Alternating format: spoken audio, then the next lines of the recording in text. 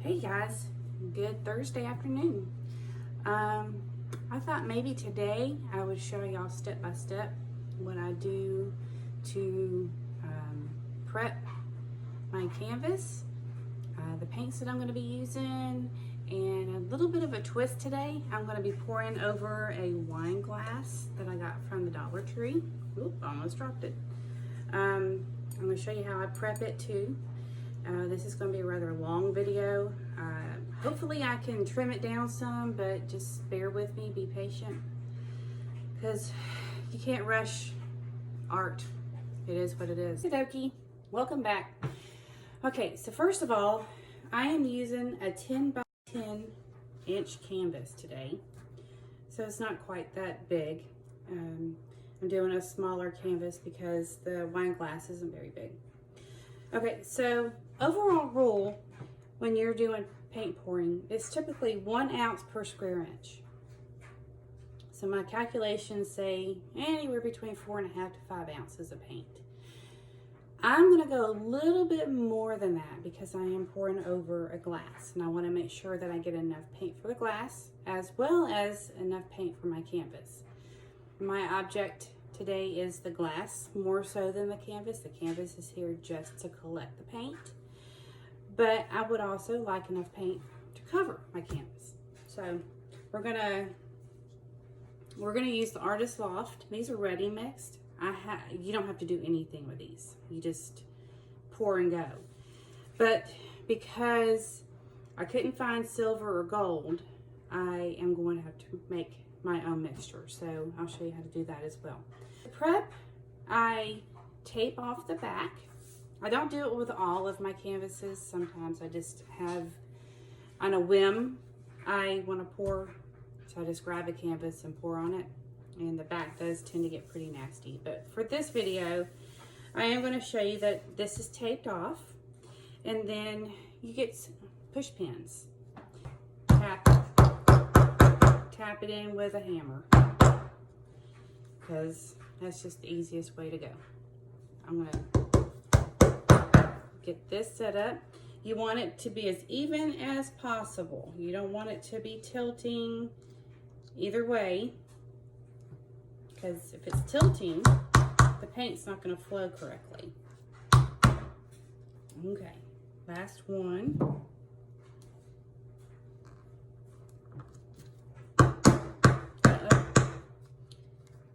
Broke off a piece, but that's all right. Okay, so now we got the push pins in here. Let's turn it over.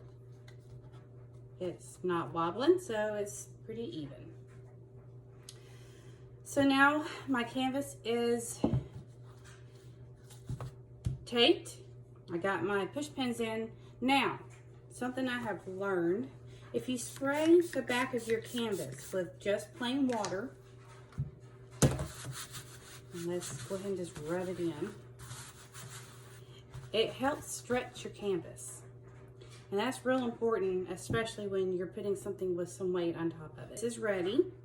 Now then, I'm going to put on my gloves because once I clean this glass, I don't want my hands to dirty it up again. And I have put my gloves down. I'll be right back. Hang tight.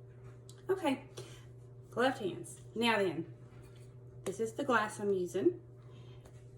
Dollar Tree, pump, alcohol, the bomb. So much easier to do this.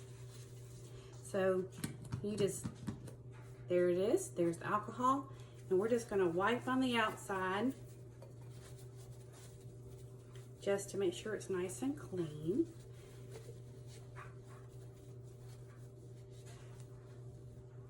And see, look, it was a little dirty, so I'm glad I did that.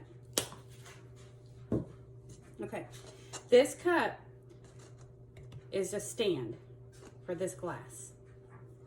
So once I'm finished pouring, I can just lift this up and I can move it over.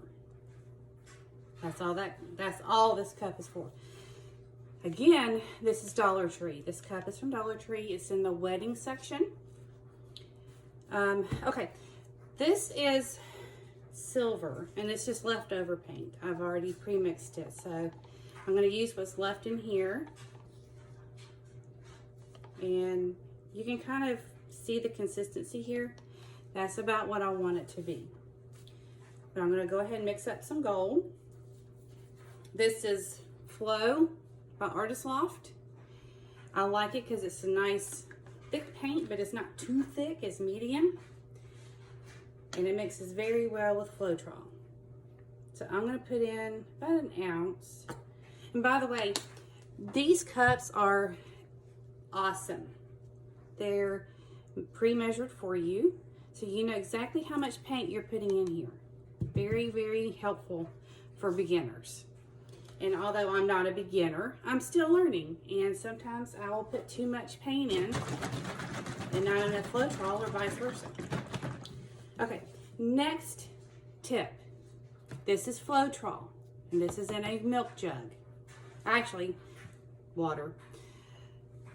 Because Floetrol collects what I call little Floetrol boogers, and they can just really mess up your beautiful pour watching. But anyway, she showed a little trick. She puts her Floetrol in another gallon jug, and then she puts a pair of stockings, holds it down with a rubber band. This collects all the boogers that come up to the top, and it holds it in. So all that's coming out is the Floetrol through the holes. Very, very, very helpful. So if you're going to use Floetrol, this is a really good experience to try. It's going to keep you happy, trust me. Okay, so now I've added 1 ounce of paint. I'm going to add 1 ounce of Floetrol. So we're going to mix this up. It's usually a pretty good consistency, 1-to-1 ratio. A lot of people like to do 2-to-1, 2 ounces of Floetrol to 1 ounce of paint. It's your preference, how thick or thin you like it. Because these are pre-mixed, I want the consistencies to be pretty close. So this is a little bit thicker than the pre-mixed paint, so I'm going to pour just some water in here.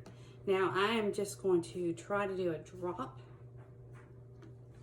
It's very, very hard to pour water to the perfect consistency, so you just gotta do tiny little drops at a time till you have the right consistency.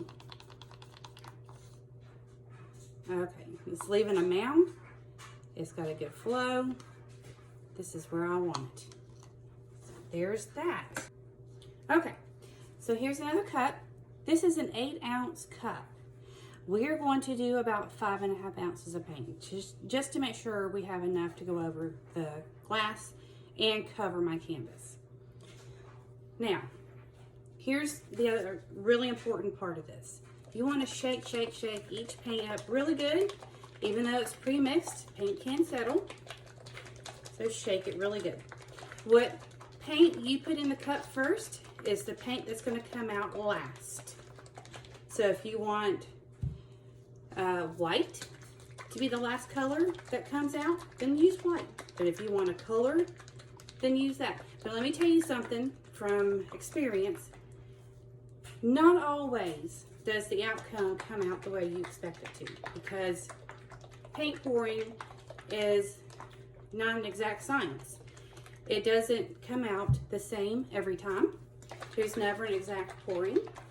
There's never going to be exactly what you want. Sometimes, and a lot of times, I mess up.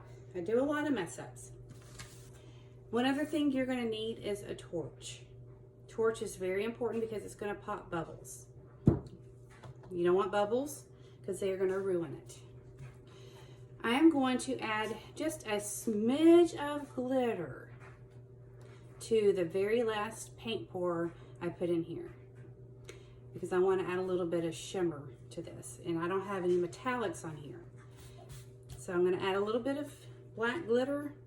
It may or may not come out. We'll see. So the last color I'm going to put in is what I have left of the silver.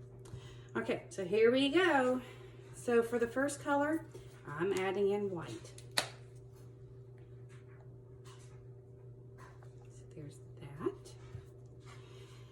Then I'm going to add in some aqua green.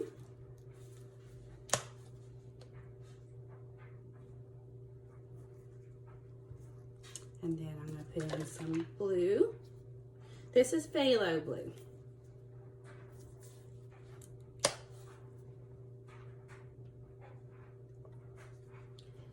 And then we're going to do some violet.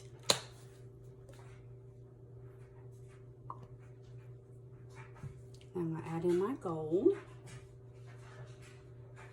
It's a little bit thicker than I want it to be, so we're going to see how that happens when the pour comes. I'm going to add in some more white. A little bit more aqua. A little bit more phthalo blue. A little bit more violet. And the silver. Okay, there it is, 5.5 ounces. Couldn't have done it better if I tried. And then here we go with a little tiny bit of glitter. Not gonna stir it in, not gonna do anything else. I'm just gonna tap it to the top and pray that it comes out good. All right, let me clean up my area because this girl is messy and I'll just end up knocking something over. Oh, also, another thing that's helpful, if you mark where your canvas is sitting, if you have to pick it up and tilt it, you kind of know where to set it back down. And that's just a helpful tip. You don't have to do that, but it works for me. Okay, here we go. You ready? Let's see how it does. I'm going to do just a little tree ring pour over the top. And that's just kind of jiggling the cup. I'm not doing any particular speed with the jiggling. I'm just doing it. Oh, isn't that pretty? Wow. So I'm gonna let this sit here for just a minute. Let the paint continue to move. And then I'll lift the cup up off the canvas and tilt it. That is just really pretty. All right, let me torch. Come on. Ooh. Here we go.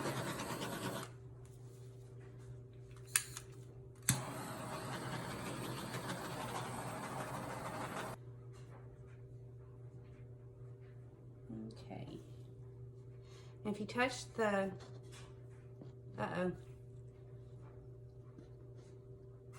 there we go. If you touch the cup, it's okay because the paint's still moving. It'll cover it up. All right, here we go with the tilting.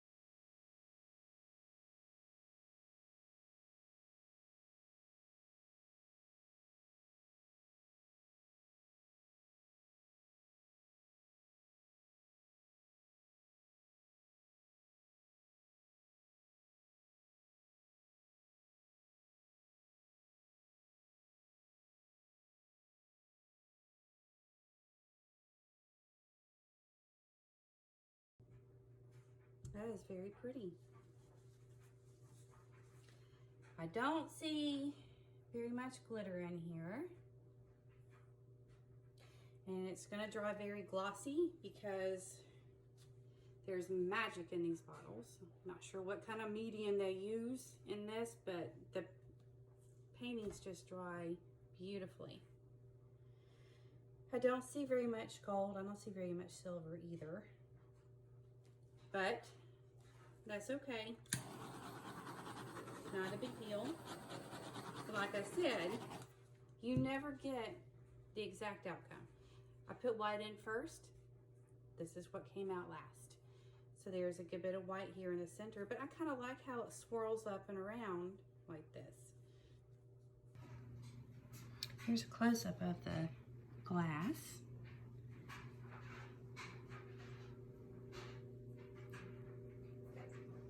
Isn't that just gorgeous? And here's a close-up of the canvas.